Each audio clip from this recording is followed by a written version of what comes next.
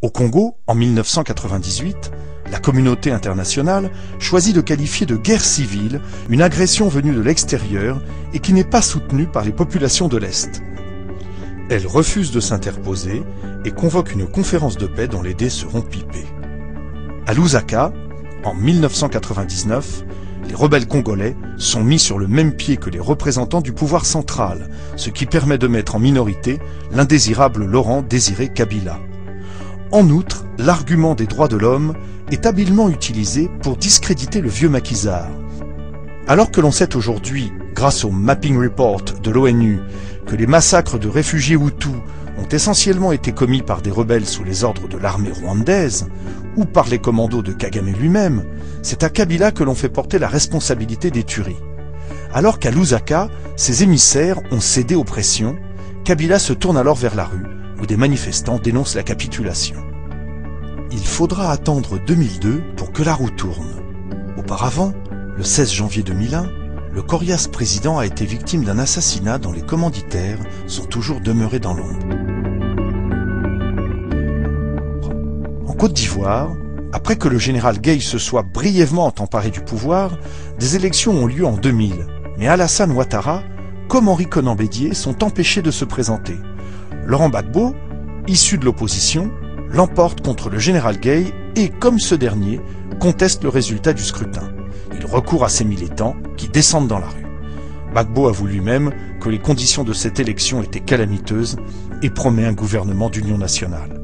La campagne de dénigrement est immédiate, les partisans de Gbagbo qui tiennent la rue sont accusés d'avoir commis un massacre de Djoulas, musulmans du Nord, à Yopougon, un quartier populaire d'Abidjan. Le président élu est accusé d'avoir repris à son compte le thème de l'ivoirité, cependant inventé par Bédier. Des campagnes sont menées contre le cacao ivoirien, la première ressource du pays, car des enfants, présentés comme esclaves, sont employés dans les plantations du Sud, au dire de l'opposition dirigée par Ouattara. En 2002, l'éclatement de la guerre ne surprend guère ceux qui étaient passés par Ouagadougou. Les rebelles, des Ivoiriens du Nord, mais aussi des combattants recrutés dans tous les pays sahéliens, s'étaient entraînés durant des mois au Burkina Faso avec la bénédiction du président Blaise Compaoré. La France accepte cependant de s'interposer pour, à première vue, empêcher la chute de la capitale. Elle ne fait pas jouer les accords de défense, mais le contingent de la force Licorne se déploie dans une zone de confiance qui coupe le pays en deux, pour ensuite se mettre dans une posture de belligérance avec la destruction des aéronefs de l'armée ivoirienne et des tueries massives devant l'hôtel Ivoire à Abidjan en représailles au bombardement du cantonnement français de Bouaké qui aurait fait 9 morts, dont un Américain au cours de l'opération Dignité. Lorsqu'en 2003, la France, sous Jacques Chirac avec De Villepin aux affaires étrangères, convoque toutes les parties ivoiriennes dans un stade de rugby de l'Inas Marcoussis, la formule de Lusaka, déjà utilisée au Congo, est recyclée. Les rebelles sont placés sur pied d'égalité avec les représentants du gouvernement et ces derniers se voient sommés d'accepter un gouvernement d'union dans lequel les représentants des forces nouvelles occuperont des postes clés, la défense et la sécurité. En outre, les deux armées seront fusionnées. Gbagbo, placé devant le fait accompli, tente de calmer les siens avec à leur tête Charles Blé Goudé, le leader des jeunes patriotes. Les foules en colère envahissent les rues d'Abidjan. Au Congo, dès 2001, la négociation a repris avec Joseph Kabila. Plus malléable que son père, il a compris que, provisoirement en tout cas, mieux valait plier. En échange du départ des troupes étrangères et de la réunification du pays, les principaux groupes rebelles, le MLC de Bemba et le RCD de Ruberva, proches du Rwanda, sont intégrés au pouvoir de Kinshasa. Et ce n'est pas un hasard si le RCD se voit confier la défense et la sécurité, si Jean-Pierre Bemba a la haute main sur l'économie. De 2002 jusqu'en 2006, Joseph Kabila rassure les Occidentaux par sa modération.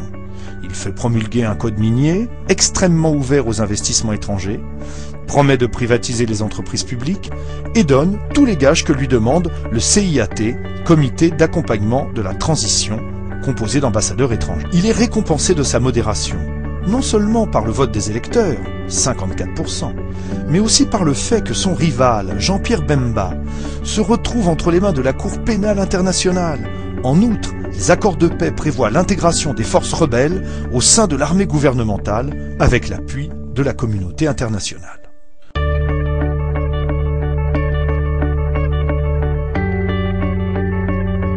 En Côte d'Ivoire, d'autres accords signés à Ouagadougou cette fois, avec Kampaoré comme médiateur, prévoient eux aussi des élections générales supervisées par les Nations Unies.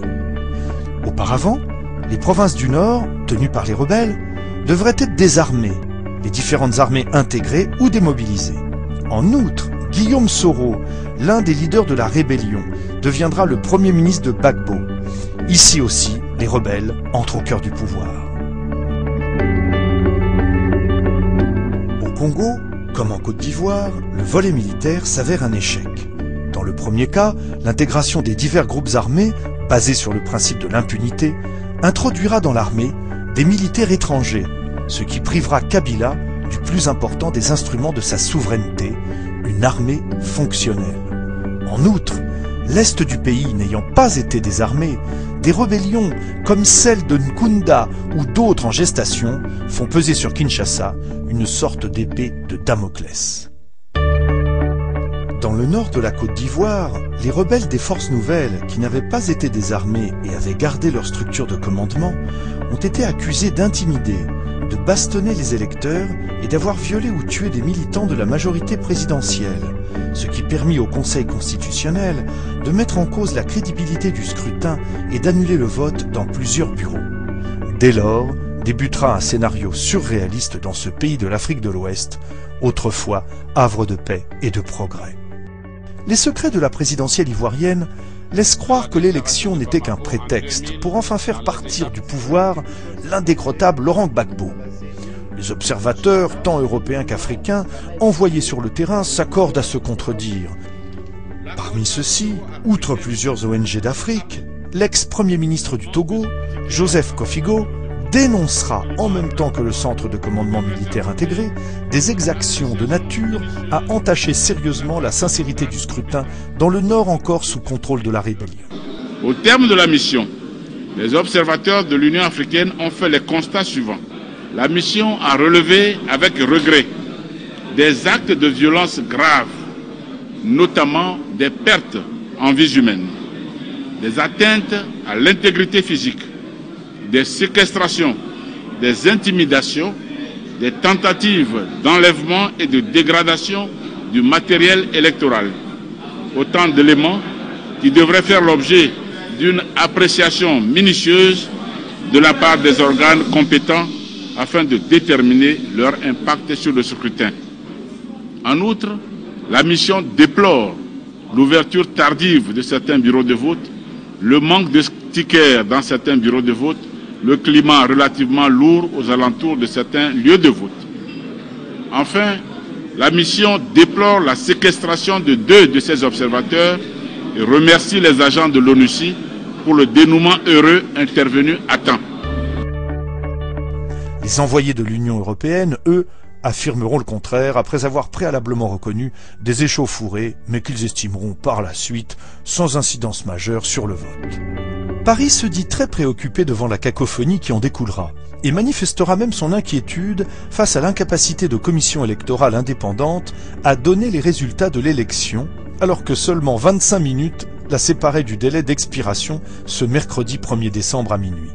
Prise au piège du mode opératoire de consolidation des résultats qui prescrit le consensus et confrontée surtout aux difficultés structurelles de la commission composée d'une trentaine de membres de l'opposition contre seulement 4 de la majorité présidentielle, Youssouf Bakayoko, son président, avec un humour incompréhensible en cette période délicate, finira par concéder la forclusion. Remercier les Ivoiriens d'être aussi patients. Nous avons, depuis la fin du scrutin, entrepris de faire un travail de validation des résultats qui nous parviennent des différentes régions de Côte d'Ivoire et bien entendu des différents bureaux de vote et des différentes commissions locales. Ce travail se poursuit. Nous ne l'avons pas encore achevé. Quand nous serons prêts, nous nous tournerons vers la télévision pour vous communiquer les résultats de nos délibérations à l'ensemble de la population. Je veux donc leur demander d'être patient, d'être compréhensif et puis de nous laisser le temps de travailler en toute sérénité. Il s'agit de problèmes d'une grande importance. Il n'est pas encore minuit, donc nous continuons de travailler. Il n'est pas encore minuit. Nous poursuivons notre travail.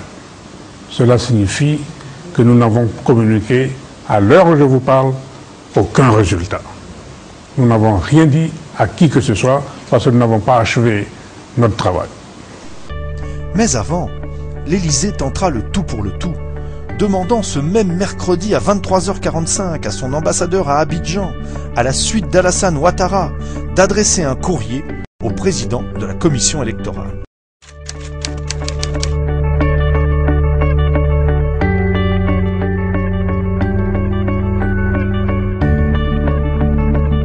Monsieur le Président, il nous revient de façon récurrente que le candidat de la majorité présidentielle vous a adressé une requête aux fins d'invalidation du scrutin dans certaines régions du Nord et du centre de la Côte d'Ivoire.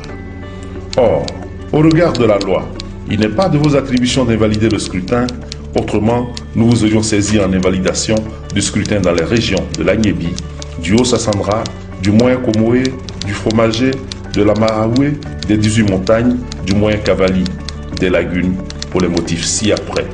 Empêchement de vote, violence et voies de fait sur nos représentants et militants, achat de conscience d'électeurs, séquestration de nos représentants, bourrage d'urnes, menaces de toutes sortes, atteinte à l'intégrité physique, destruction de biens et toutes sortes de violations graves des droits de l'homme. C'est pourquoi nous pensons que la Commission électorale indépendante doit s'atteler aux seules tâches qui sont les siennes, à savoir proclamer sans délai les résultats provisoires de l'élection présidentielle du 28 novembre 2010. Nous nous permettons de rappeler que le délai de 3 jours imparti à la Commission électorale indépendante expire ce jour, avec comme conséquence le risque de voir la CEI dessaisie, ce qui serait un échec dans la conduite de votre mission. Nous vous prions de croire, Monsieur le Président, en l'assurance de nos considérations. Distingué, signé Alassane Ouattara. Le lendemain du mercredi 1er décembre, le secrétaire général de l'ONU, Ban Ki-moon, sur instruction ferme de Sarkozy, appelle en téléconférence son représentant à Abidjan, le Coréen Choi, et le président Faure-Clos de la CEI, Youssouf Bakayoko, à donner et certifier, surtout avant le Conseil constitutionnel, des résultats quelconques de la présidentielle ivoirienne, pourvu que le vainqueur en soit Alassane Ouattara, comme l'exigent Paris et Washington.